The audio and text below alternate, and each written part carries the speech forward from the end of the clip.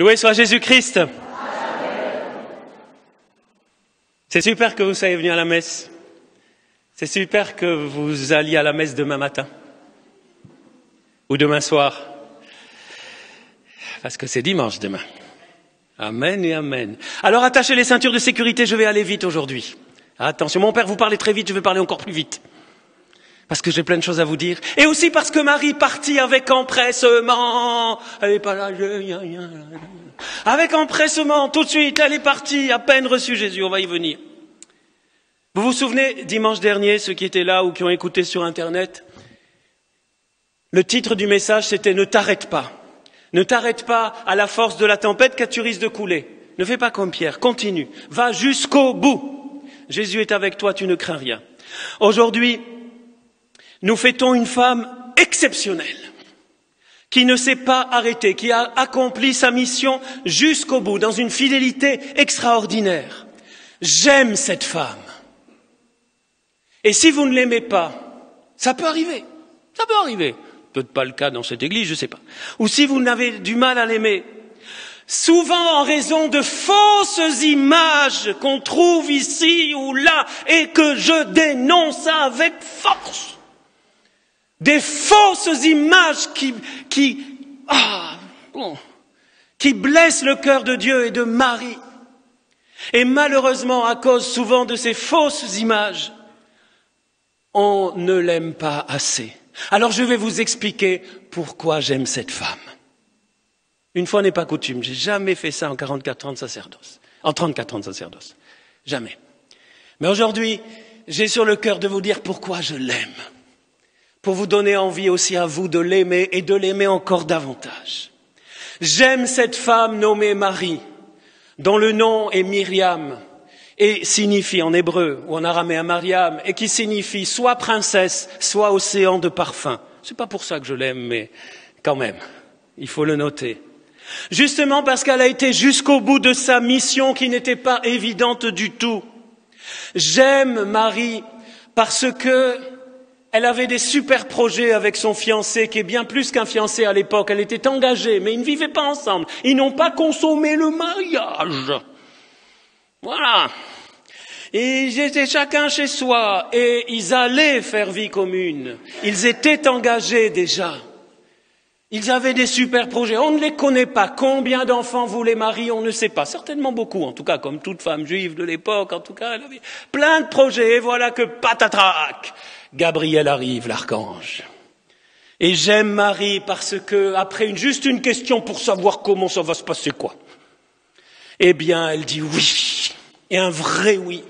Parce qu'elle a pleinement confiance en son Seigneur qu'elle connaît. J'aime Marie parce qu'à peine elle reçoit la nouvelle, elle n'attend pas. C'est l'évangile d'aujourd'hui. La liturgie a choisi l'évangile de la visitation. C'est pas pour rien, pour cette fête. Vous me direz, on n'a pas l'Assomption, on va y revenir dans la Bible. C'est peut-être pour ça aussi, mais pas que pour ça.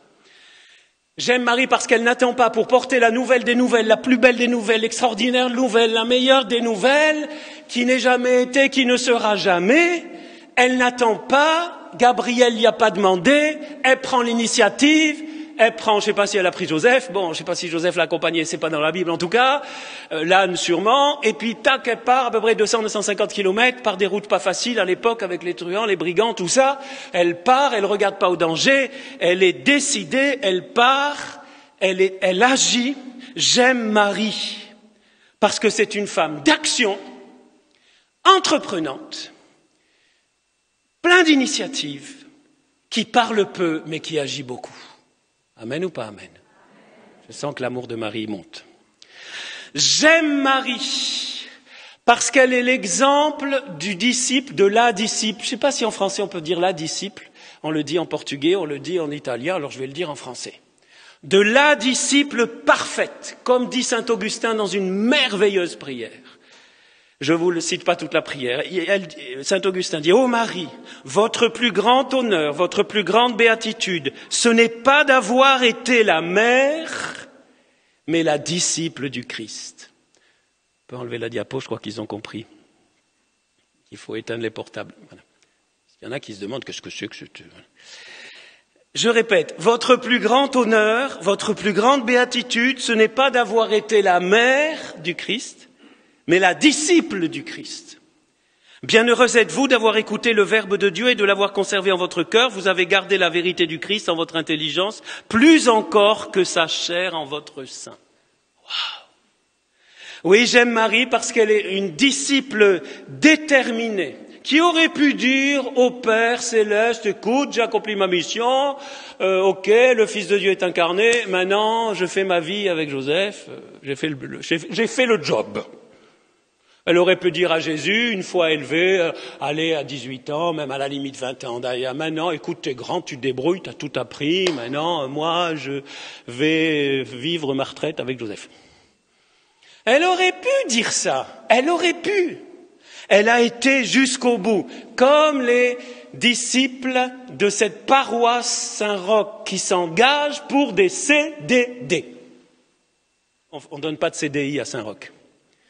Des contrats de disciples déterminés, renouvelables chaque année, pour bien se réengager chaque année. J'en profite pour les paroissiens de Saint-Roch. Le 1er septembre, on renouvelle les contrats, vous venez me voir ou le Père Aubert, et on va voir qui renouvelle les contrats. Et si certains veulent s'engager, c'est super, vous êtes mal payés, pas payés du tout d'ailleurs, parce que votre récompense c'est Jésus. Amen ou pas amen? J'aime Marie parce que aussi elle ne s'enfle pas d'orgueil d'être la mère du Christ. Vous vous souvenez, à un moment, elle veut rencontrer Jésus, qui est en pleine prédication, on le dit à Jésus. Et lui dit heureux plutôt, etc. Vous connaissez ces passages. Eh bien, Marie n'use pas de ses privilèges. Elle aurait pu. Rien ne dit dans l'évangile que si c'est comme ça, ciao, ou bien non, je suis la mère de Dieu, laissez-moi passer, c'est moi là, c'est mon ficheton. Voilà. Rien de tout ça. J'aime Marie pour son humilité, qui n'est pas comme la traduction pas tout à fait géniale du Magnificat sur son humble servante, mais sur la bassesse de sa servante. D'ailleurs, saint Augustin, dans la même prière, dit « Vous avez été jugé digne d'enfanter le Fils du Très-Haut, et vous êtes resté néanmoins la plus humble de toutes les créatures. » Comme incroyable cette histoire. Elle aurait pu, pas s'enorgueillir, mais au moins, écoutez, quand même, je suis la mère de Dieu. Bon. J'aime Marie parce que tout en reconnaissant la bassesse de sa servante, c'est la traduction, hein, l'humus, humilité, ça vient de terre, tout en reconnaissant la bassesse de son humble, de sa servante, elle est consciente de sa mission spéciale et unique. Elle n'est pas là, ouais, je suis une petite pauvre, je peux rien faire. Non! Elle prend à cœur sa mission jusqu'au bout. Elle sait qu'elle a une mission, comme toi. Chacun, nous avons une mission spéciale et unique. Elle sait qu'elle est une envoyée spéciale du royaume, comme vous êtes tous appelés, si vous voulez être chrétiens jusqu'au bout, des envoyés spéciaux et permanents, si possible, du royaume de Dieu. J'aime Marie parce qu'elle est à la fois discrète et agissante. Je prêche rarement sur Marie comme aujourd'hui, parce que justement, c'est comme ça, chacun, hein. Mais moi, j'aime parler de Jésus, et je sais que quand je parle de Jésus, Marie est contente. Alors aujourd'hui, on fait une exception, Marie, hein, parce que c'est ta fête. Alors je fais toute l'homélie sur toi. Mais pourquoi? Parce que Marie, elle est discrète. Elle aime pas les lumières sur elle, les projecteurs sur elle. On dit Marie, elle répond. Il y en a qui savaient. On dit Marie, elle répond. C'est Saint Louis-Marie Guénon de Montfort qui a dit ça. Et c'est vrai. J'aime Marie parce qu'elle est, oui, elle est discrète, mais elle agit. Vous vous souvenez, le premier miracle selon l'évangile de Jean? Elle est discrète, mais elle agit. Cana, bravo. Il y en a qui suivent. Et elle nous dira toujours comme à Cana, faites tout ce qu'il vous dira. Faites tout ce qu'il vous dira. Elle nous dit toujours, aujourd'hui, faites tout ce qu'il vous dira. J'aime Marie parce qu'elle a une confiance absolue en Dieu. Et en la regardant, je deviens plus courageux pour moi aussi faire ce que Jésus nous dit. Parce qu'il faut du courage. J'aime Marie parce que, en la regardant, eh bien, je peux mieux vivre le combat de la foi qui est attaqué sans cesse depuis 2000 ans. Oh, il y a beaucoup de choses. Allez, encore une avant-dernière chose, parce que sinon on est encore ce soir. J'aime Marie parce qu'elle fait fuir le diable. Ah! C'est la deuxième, la première lecture. C'était la première ou la deuxième? La première, l'Apocalypse. Malheureusement, ils nous ont coupé des bouts de saucisson d'Apocalypse 12. Juste quelques petits versets, parce que sinon les pauvres paroissiens, ils vont dire que la messe, elle est trop longue. Voilà, alors ils nous ont coupé en morceaux ce magnifique texte qu'il faut aller lire d'Apocalypse 12, qu'il faudrait mettre en cinéma d'ailleurs, qui est waouh, le combat, puis Michel le dragon, et puis Marie qui arrive, et puis fout le camp à la poursuite de la descendance de Marie. Bon. C'est-à-dire que là, mais le combat n'est pas fini, mais il est foutu, ce diable. J'aime Marie parce qu'elle écrase la tête du serpent. Amen ou pas amen? Écraser avec Marie la tête du serpent. Allez, voilà. Je dirais, il a complètement fumé un joint, ce père. Non, pas du tout. Je me suis jamais drogué de ma vie. Je me shoote au Saint-Esprit, c'est tout. Alors, j'aimerais faire une petite parenthèse pour ceux qui trouvent qu'il est un peu excité par Pierre ce matin, une petite parenthèse docte, mais qui est intéressante. Pourquoi on dit que Marie écrase la tête du serpent? C'est pas dans la Bible. Exactement comme ça. Alors, j'aime pas trop parler des apparitions en prédication, parce qu'on peut être catholique et ne pas croire aux apparitions de Marie, même celles reconnues. Je vous le signale entre parenthèses. C'est pas sur les apparitions de Marie que fonde notre foi et même notre vie spirituelle.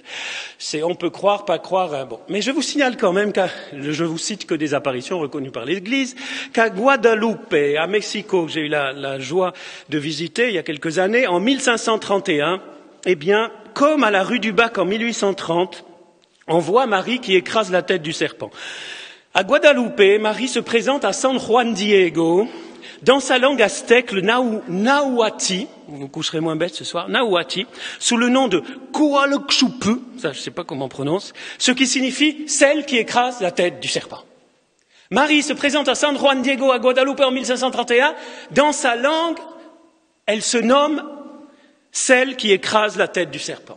Et 3 siècles plus tard, en 1830, à Catherine-Labouré, à Paris, rue du Bac, un lieu vraiment de prière très très beau, eh bien, Sainte Catherine voit la Vierge Marie debout sur le globe, les pieds posés sur un serpent qu'elle écrase. D'où ça vient? Saint Jérôme, 4e siècle, 5e siècle, dans la Vulgate, c'est-à-dire la traduction latine de la Bible, reconnue comme inspirée par l'Église. Ce n'est pas l'original, ça a été traduit au 4e, 5e siècle, mais voilà, c'est quand même un texte de référence. Voilà comment Jérôme traduit Genèse 3, « Je mettrai une hostilité entre toi et la femme, entre ton lignage et le sien. » Vous vous souvenez, la chute, tout ça, la femme, la pomme, l'ananas, enfin, je ne sais pas, c'est un fruit, quoi. « Elle t'écrasera la tête et tu l'atteindras au talon. » Si vous connaissez la Bible, vous avez remarqué qu'il y a un petit problème. Eh bien, Jean-Paul II l'explique. Saint Jean-Paul II dit, je cite, c'était le 29 mai 96, « Cette version de la Vulgate ne correspond pas au texte hébreu original, dans lequel ce n'est pas la femme, mais sa lignée, sa descendance, son descendant, qui écrase la tête du serpent. Le texte n'attribue donc pas à Marie, mais à son fils, la victoire sur Satan. » Jean-Paul II, c'est hyper intéressant. Très important pour ceux qui ont une mauvaise dévotion à Marie, une exagération qui font de Marie la salvatrice du monde. Il n'y a qu'un sauveur, c'est Jésus. Amen ou pas amen?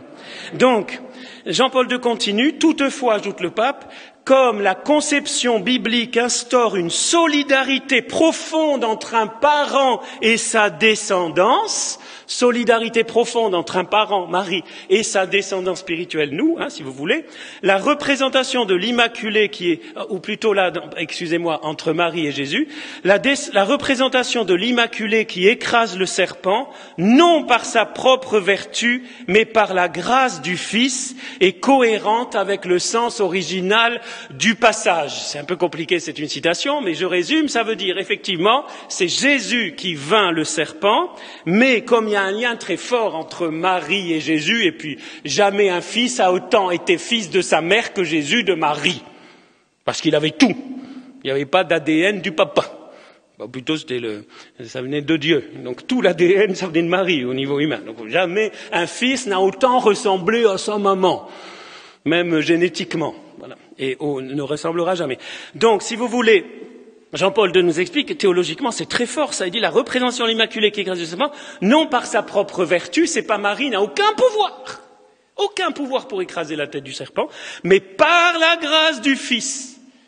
C'est par la grâce du Fils que sa présence, et je l'ai vu pour avoir assisté une autre fois à un exorcisme, un véritable exorcisme, je peux vous dire que Marie, que le démon, il aime pas Marie, hein. Il dit dans les exorcismes, il dit celle-là, il arrive même pas à dire son nom, la toute pure, la toute immaculée. J'aime Marie parce qu'elle écrase la tête du serpent. J'aime Marie parce qu'elle participe à la victoire du Christ. Amen ou pas amen? Et si on est avec elle, de sa descendance, et vous voyez dans l'Apocalypse 12, hein, le démon, il va s'attaquer à sa descendance, et avec elle, Jésus va pouvoir, avec nous, en nous, etc., vaincre le. Voilà. Alors pourquoi Marie? Certains peuvent penser, qui m'écoutent en différé ou en live, certains peuvent se dire, j'ai pas regardé ma montre, mamma mia, certains peuvent se dire, pourquoi Marie? Dieu seul suffit. Je vous signale que Sainte Thérèse d'Avila a déjà dit ça. Dieu seul suffit. J'ai pas besoin de Marie. Pourquoi passer par Marie? Moi, je passe pas par Marie. Je vais à Jésus direct. Il n'y a aucun problème. Mais alors, pourquoi Marie? Si Dieu a voulu passer par une femme pour se faire chair, pour son incarnation, c'est pour que ce soit pas simplement une apparence, qu'il soit vraiment de notre nature humaine. Marie n'était pas nécessaire au salut.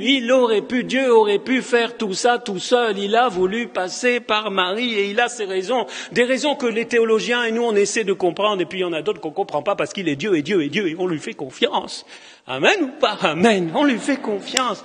Il aurait pu se passer de Marie. Il n'a pas voulu se passer de Marie. Et il y a une chose que j'aime beaucoup chez Marie, que je vois fondamentale. Elle est là au pied de la croix. Et qui elle représente au pied de la croix? Toi.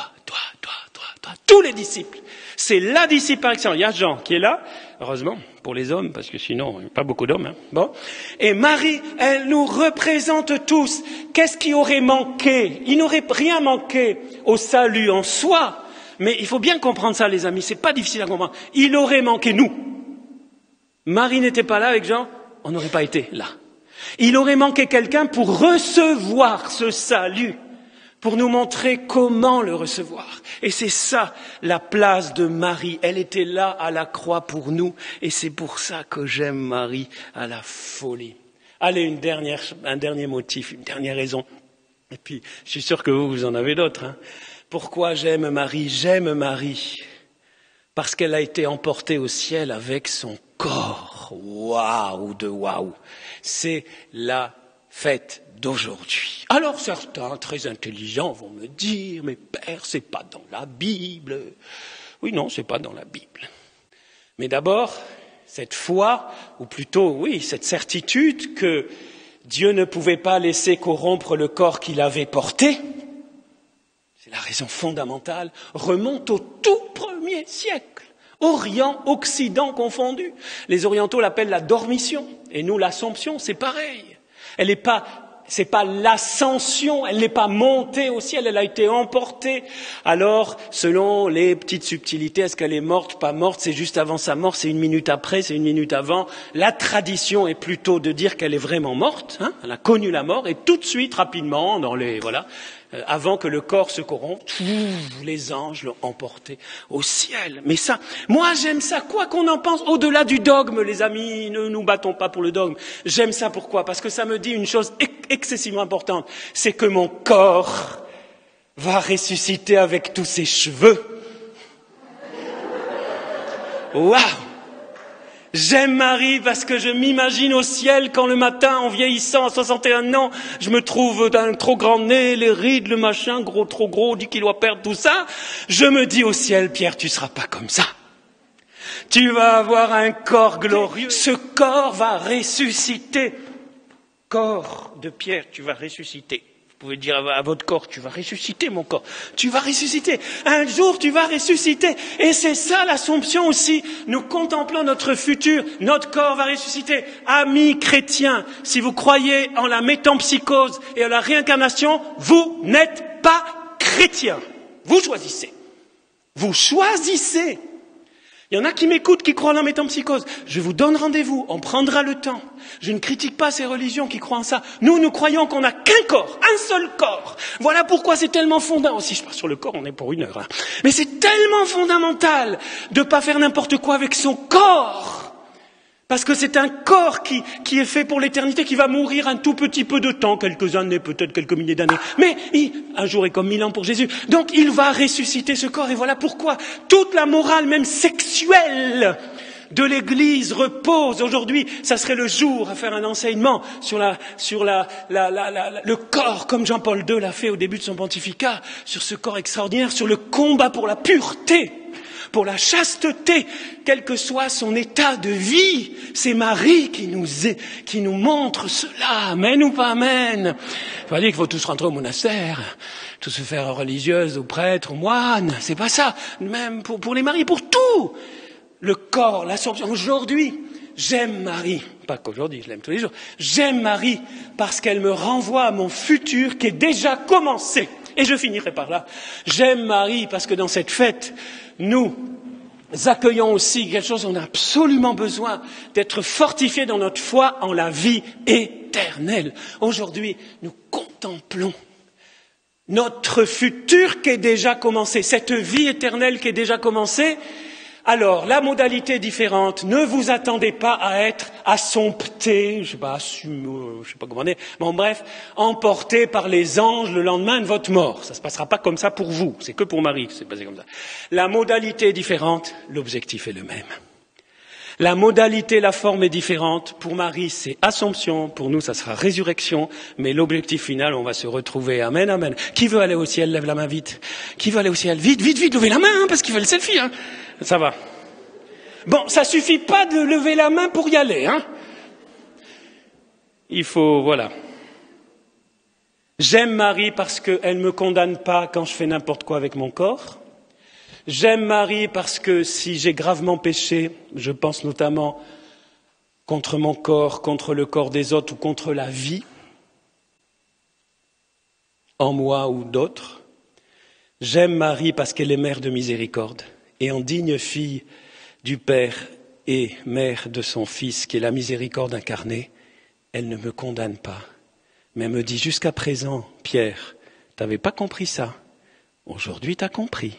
Alors va et ne pêche plus. Va et essaie de changer. Informe-toi. Lis la parole. Va voir un prêtre, un père spirituel. Fais-toi aider. Tu as peut-être des blessures. Tu arrives, tu trouves que c'est trop loin, c'est trop haut, c'est Marie la toute pure. Vous voyez, il y a parfois une tendance à tellement idolâtrer Marie, elle est la toute pure, mais moi, je suis un pauvre pécheur, donc péchons allègrement. Voilà, je caricature. Hein. Non. Marie est très proche de nous. On ne sera jamais aussi pure qu'elle. Elle est l'Immaculée Conception. Elle n'a pas péché. Elle n'a même pas de péché originel grâce à son Fils, toujours. Hein. Mais voilà. Que je suis long ce matin, j'arrête. Alors, non, je finis. Un dernier petit truc. Pourquoi prier Marie? J'aimerais vous dire ça, les amis. C'est l'occasion. Je prêche tous les 30 ans sur Marie, alors voilà. Pourquoi prier Marie? Moi, je ne prie pas Marie. Pierre, vous priez pas Marie? Non, je parle à Marie. Ah oui, mais est-ce que le mot prier? Je parle à Marie. Je parle à ma maman. Parce que Dieu n'est pas le Dieu des morts, mais le Dieu des vivants. Amen ou pas amen? C'est pas moi qui le dis, c'est Jésus. Donc Marie n'est pas morte, donc je lui parle. Je n'attends pas qu'elle me parle. Marie, je ne veux pas d'apparition, pas de locution, pas de révélation. J'en veux pas parce que j'ai tout avec Jésus. J'ai tout. J'ai pas besoin qu'elle vienne me faire du blablabla. D'ailleurs, elle le fait pas. Non. Mais je lui parle, je lui confie ma vie, je lui confie mes projets, j'en ai plein. Hein. Je lui confie, voilà. Et puis j'attends même pas qu'elle m'exauce, parce que je sais que de toute façon mon Père sait tout ce qu'il me faut.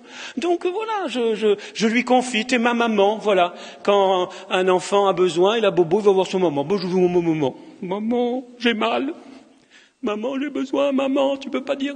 Mais je parle aussi à Jésus, bien sûr. C'est ça. Et puis, finalement, quelqu'un me disait ça l'autre jour. Vous savez, quand on prie les uns pour les autres, au soir et Jésus guérit. En ce moment, on ne peut pas se toucher, c'est sans contact. Hein, mais quand on impose les mains, comme dit Jésus aux malades, la prière des frères, eh bien, pourquoi on ne demanderait pas à Marie de nous imposer les mains? Elle est vivante. Alors je dis, Marie, tu mets ta main sur mon épaule ou sur ma tête ou sur mon cœur. Je sens pas sa main, je veux pas sentir, c'est pas ça. Mais je sais qu'elle prie pour moi. Amen ou pas amen? C'est tout ça. Mais c'est ça. Mais vous voyez, parfois simplement de dire les choses, et puis ça y est, bientôt on est... Bon, je m'arrête là. Levons les yeux vers le ciel en cette fête de l'Assomption. entourés de cette immense nuée de témoins, dit la lettre aux Hébreux, débarrassés de tout ce qui nous alourdit, en particulier du péché qui nous entrave si bien, courons avec endurance l'épreuve qui nous est proposée. Ça, c'est la messe de 11h30, un samedi normal. Hein. C'est pas midi, c'est pas l'Angélus. Vous inquiétez pas, on n'est pas encore à midi. Hein.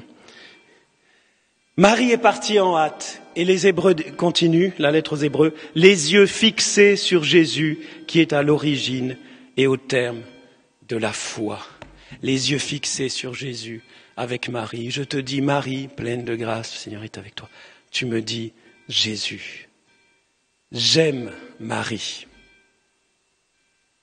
parce qu'elle aime Jésus. Tu nous aimes, Marie,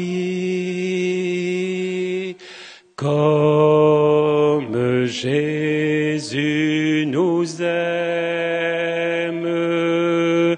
Tu nous aimes, Marie,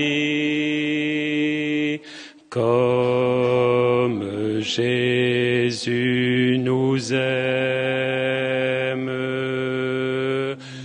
Marie, nous te demandons de poser ta main sur chacun de nous, sur ceux que nous aimons, sur ceux qui souffrent, sur les pays qui souffrent, sur les peuples qui souffrent. Je vous salue Marie, pleine de grâce, le Seigneur est avec vous. Vous êtes bénie entre toutes les femmes, et Jésus, le fruit de vos entrailles, est béni. Sainte Marie, Mère de Dieu, priez pour nous pauvres pécheurs, maintenant et à l'heure de notre mort.